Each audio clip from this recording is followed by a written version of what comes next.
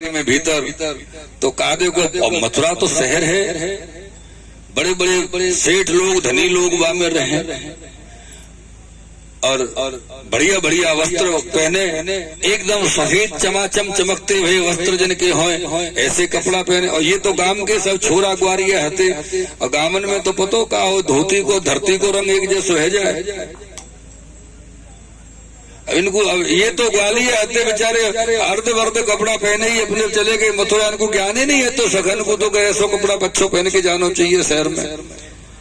तो मेरी श्रोताओं, श्री ठाकुर जी से बोले ग्वालवाल कन्हैया भैया हमको तो देख लाला या मथुरा में शर्म आ रही है, बड़े बड़े लोग बढ़िया बढ़िया कपड़ा पहन के घूम रहे, हम तो ऐसे ही आए गए, हमारी वस्त्रन की व्यवस्था करो। ठाकुर जी बोले चलो। श्री यमुना जी में ले गए मथुरा में, जहाँ कंस को धोबी रजक सब धो धा के कपड़ा सुखा के गड़ी कर रहे थे। वहां से जाके ठाकुर जी बोले अरे भैया ये वस्त्र हमारे ग्वाल वालन को दे दो, पहन लेंगे। धोबी बड़ो अहंकारी, अरे जाको मालिक इतना बड़ो अहंकारी, वो धोबी में क्यों ना होगा सब अहंकार। बोले कौन है तू बालक, जाने नहीं है मैं कौन हूँ। कंस के धोबी में इतना अभिमान, बोले जाने नहीं है मैं कौन हूँ। ठाकुर जी बोले भैया कौन है तू। बोले मैं कंस को धोबी हूँ। तो बोले कंस हमारा मामा है और तू को पता है मामा के उतरे वस्त्र भांजो पहने तो भांजे की उम्र लंबी हो, ला वस्त्र दे मामा के, मामा जी के वस्त्र लाओ। बोले नहीं मिलेंगे। ठाकुर जी बोले राजी राजी दे के नहीं, बोले नहीं दूंगो। एक हाथ ठाकुर जी ने वाके कान पे लगाया, वाकी गर्दन टूट के अड़क गिर गई और बाकी के धोबी तो घबरा गई। जब कंस राजा को नहीं छोड़े तो अपने कहा चले कि सब अपने अपने वस्त्रन को छोड़ छोड़ के भाग गए। बोले भैया जागो जो चाहिए लो। और ब्रजवासी बालक तो छोटे छोटे ठाकुर जी के सखा और इनके तो सबन के कंस के बड़े बड़े वस्त्र, बड़े बड़े कुर्ता पाजामा अचकन जोड़ी पहने हुए धुब्बे आए, इतने इतने वस्त्र बड़े कि कंस के एक एक पाजामा की एक एक बाजू में दो दो बेचारे ग्वारिया घुस गए, घरों ढीलो। लाला कन्हैया वस्त्र तो बढ़िया है, चमकने हैं पर बड़े ज्यादा हैं, ठीक कराने पड़ेंगे। चलो आगे ठाकुर जी लेके गए तो एक दर्जी जो है तो वह दर्जी पे कृपा करी श्री ठाकुर जी ने और वह कृपा करके वो कल के यज्ञ की तैयारी कर रहे हो। कंस के यहाँ कार्यक्रम होने वाके लिए वस्त्र वगैरह जो बड़े बड़े पर्दा सब चल रहे, सुंदर सजावट की उनकी। ठाकुर जी को देख के वो खड़ो है गए, बोले प्रभु पधारो, क्या आज्ञा है। बोले मेरे ग्वाल वालन के वस्त्र ने ठीक करके अभी पहना। बोले प्रभु पहले आपको काम हो, कंस को काम पीछे हो। वो सब समझ गए कि अब ये आ गए हैं तो इनको राज्य चलवे वाली इन्हीं की सेवा में आ जाओ। हाँ, कोई विरोध नहीं कर रहे हो ठाकुर जी को बिल्कुल भी। मथुरा में सब उनके वस्त्र बराबर किए और सब ग्वाल वालन ने वस्त्र बढ़िया सुंदर पहने। ग्वाल वाल बोले कन्हैया वैसे तो वस्त्र तो बड़े सुंदर है कि लाला, पर देख भैया ने कछु आनंद कम आ रहे हो। बोले क्यों। बोले लाला जब तक गले में दो चार हार न पड़े हो तब तक कैसे पता चले कि हाँ हम मथुरा ब्रज के वासी हैं। दो चार हार पड़े हो गुलाब के, मोमरा के, गले में सुगंधी आ रही हो बढ़िया सुंदर। चलो और माली के पास पहुंचे जो तैयारी कल के लिए बड़ी बड़ी लड़ी तैयार कर रहे हो। और माली से कही हाँ भैया माली हमारे ग्वाल वालन को हार। बोले प्रभु सब आपके ही हैं, जितने पहनने पहनो। और ग्वाली वालन ने जो कन्हैया के सखा लाला के ग्वाल वाल 1 2 4 5 जब तक हाल गले में आए डाल दी गई। 4 4 6 6 हार पहन लिए बालकन ने, सखा ने। और हारन को तो ढेर लगो पर वहां पे तो लड़ी की लड़ी यज्ञ की तैयारी चल रही, कोई कम हार तो है ना। राजा को कार्य है रहे हो आखिर। सब जो अपने संग में गाय चरावे के डंडा लेके आए, छड़ी, वो डंडा छड़ी पे उस सबन ने माला लपेटी और एक एक माला को फेंटा बनाया, बड़े बड़े सर पे बांध लियो। अब चले वहां से। ठाकुर जी बोले लाला भैया मनसुका तोष अर्जुन सुबल अब कोई कमी तो ना है, बढ़िया आनंद है कि बढ़िया सुंदर वस्त्र पहन लिए, बढ़िया हार गले में। बोले कन्हैया देख कोई कमी तो ना है, पर लाला थोड़ी सी कमी रह गई है। बोले अब क्या कमी रहेगी। ये बोले लाला बिना तिलक चंदन के माथो ऐसो लगे जैसे कोई राक्षस को माथो हो। तिलक जरूर लगाना चाहिए।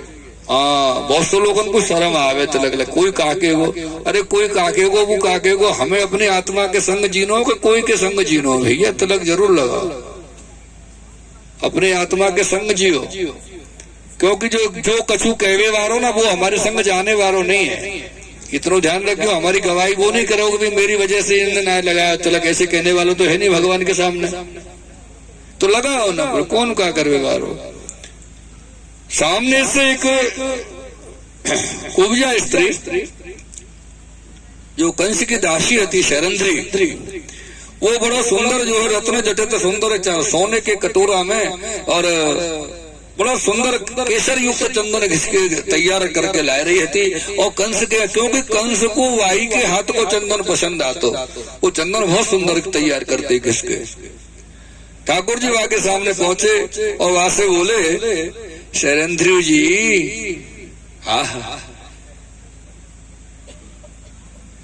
अगर कोई व्यक्ति काणो होए और बातें यूं को भैया तेरी आंख कैसे फूटी, तो दो चार गाली देगो, मारेगो, पीटेगो, पीछे भागेगो सोल है। और वहां से कहो क्यों सूरदास जी आप कोई बात कैसे भाई, तो बेचारा राजी राजी से प्रसन्नता से बतावेगो अपनी दशा। ऐसे ही ठाकुर जी ने सब मथुरा में वैसे कुब्जा कहते, टेढ़ी टेढ़ी कहते, तो ठाकुर जी ने वैसे सम्मान युक्त बोले कि शैरेंद्री जी, तो ठाकुर जी की तरफ देख के बोली हाँ कहिए ना, तो बोले ये चंदन, बोले हाँ हाँ आप लगाओ, आप एक शब्द में ही वो खुश होगी ठाकुर जी के दर्शन करके, छवि के लालन के। और ऐसे प्रसन्न भाई चंदन को कटोरा दे दियो, ठाकुर जी को पहले तो वाले अपने हाथ से धरायो और वाके ग्वाल वालन ने अपने आप लगा लियो चंदन, पूरा खूब लपेट लियो अपने मस्तक पे।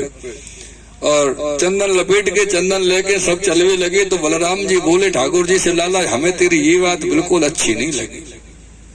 ठाकुर जी बोले, दादा मैंने क्या किया? बोले बेचारी वह टेढ़ी सी स्त्री को चंदन जैसे तैसे घिसके लाई, तेने वह को लगा लियो, कुछ दियो लियो भी नहीं वह के लिए, कछु तो वह को दे तो नहीं है। बोले दादा बात तो आपकी सही है, चलो दे दो। तो जैसे चलने लगी तो वह को रोक के बोले, अरे शैरेंद्र जी रोको एक मिनट, थोड़ा रुकियो। वो रुकी बेचारी, वहां से बोले वाने की क्या बात है? बोले नहीं नजदीक आओ। अब वो नजदीक आई ठाकुर जी के, थोड़े से और नजदीक आओ। और कोई को भी ज्यादा नजदीक जाने में संकोच तो रहे ना, तो ठाकुर जी बोले थोड़े से और नजदीक आओ। इतने नजदीक वहां को बुला लियो कि बिल्कुल ठाकुर जी और वो एकदम बराबर में आए गए आमने सामने। और ठाकुर जी ने कहा कि अपने दोनों चरण वाके दोनों पैरन पे रखे, अपने दोनों चरण वह शैरेंद्री कुब्जा जो होती वाके दोनों पैरन पे रखे और रख के एक हाथ अपनो वाकी कमर पे रखियो और एक हाथ वाकी ठोड़ी पर रखो, एक झटका दियो सीधी हेर रही एक बार में। और जो सीधी रही, जो सुंदर रूप वाको निखर के आया, वो तो बात ही अलग है। बोल कृष्ण कन्हैया श्री वल्लभ की, श्री गोसाई जी परम दयाल की जय हो। ये ठाकुर जी वासे आपको इतना तो दियो, अब प्रसन्न है तो और देवे चले। बोले शैरेंद्र जी हम आपसे बहुत प्रसन्न हैं, आप हमसे कोई वचन ले लो, वचन मांग लो, लेकिन एक बात ध्यान रखियो,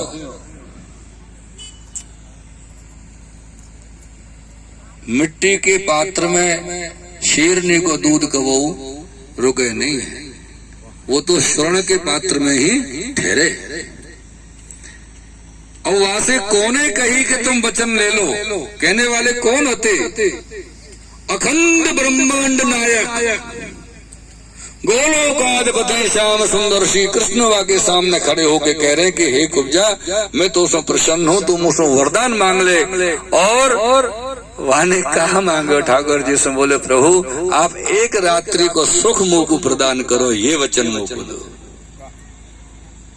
अगर वो चाहती तो ये कह सकती कि हे नाथ आप अगर मुंह पे प्रसन्न हो तो मैं जन्म जन्म आपके चरण में रहूं, ऐसा वचन मुंह को दो, यूं मांग सकती।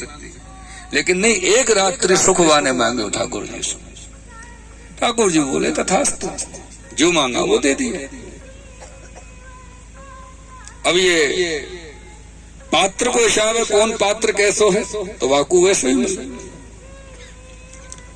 तदोपरांत में श्री ठाकुर जी मथुरा भ्रमण कियो है और वो जो धनुष यज्ञ है वारो वह धनुष को दर्शन किए और वह को खेल खेल में धनुष को भंग कियो और भंग करने के पश्चात अपने लौट के वापस मुकाम पे आए, बगीचा में पधारे, रात्रि शयन किए सब लोग अपने, और प्रातः काल तैयार है कि यज्ञ के लिए जब आप पधारे हैं तो मथुरा के दरवाजे पे ही एक कुबलिया पीड़ नाम को हाथी कंस ने पहले ही खड़ो करा दियो, महावत वहां के ऊपर बैठो हो और वो हाथी को मदरा पान कराई।